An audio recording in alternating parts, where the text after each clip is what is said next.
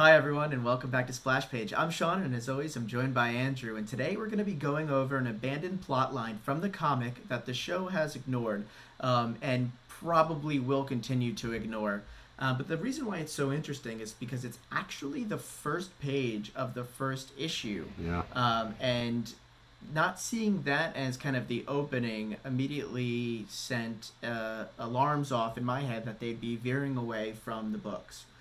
The storyline that we are talking about is what Andrew and I like to call bomb chest, where essentially students in Mark's school are disappearing and then waking up with a bomb strapped to their chest in a very public area before they explode.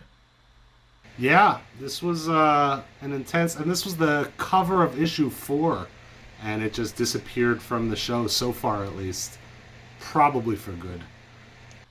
Yeah, and the reason why Andrew and I are saying that is the resolution of this story is even darker than what we just explained, where you find out through Robot's character that the culprit, the person who is doing this to the students, is actually their physics professor.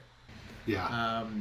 And what his reason for doing so is because his son committed suicide because he was being bullied by the popular kids. So, as revenge, the professor is kidnapping students, strapping bombs to their chest, and blowing them up in public areas that are also killing, tens, if not hundreds of other just random people, innocent, random, exactly, yeah. Not that the kids who he strapped bombs to weren't also innocent.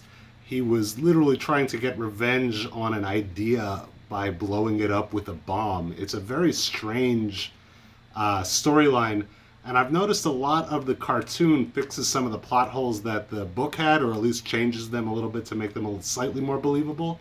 And I think that might be also part of the reason here, because how would blowing up children and leaving no evidence behind prove anything or get revenge on?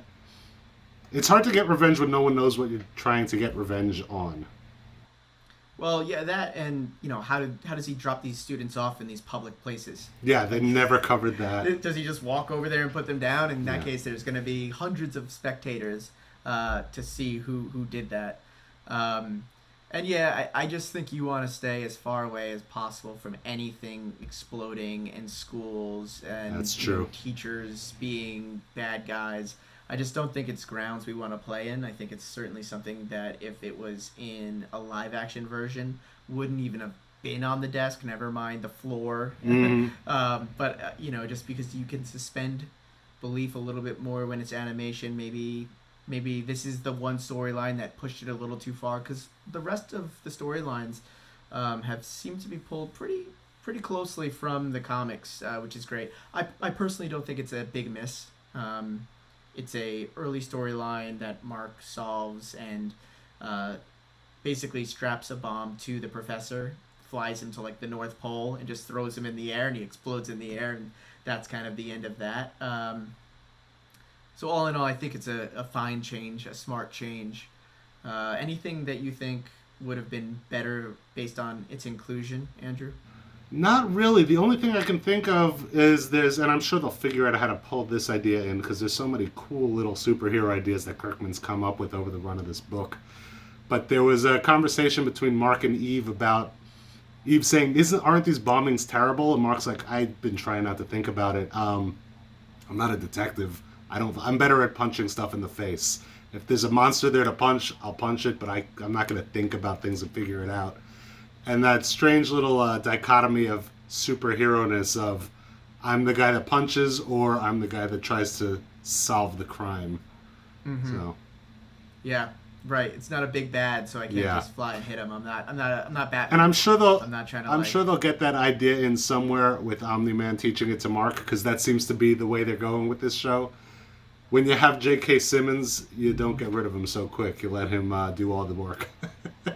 Yeah, let him simmer. Yep.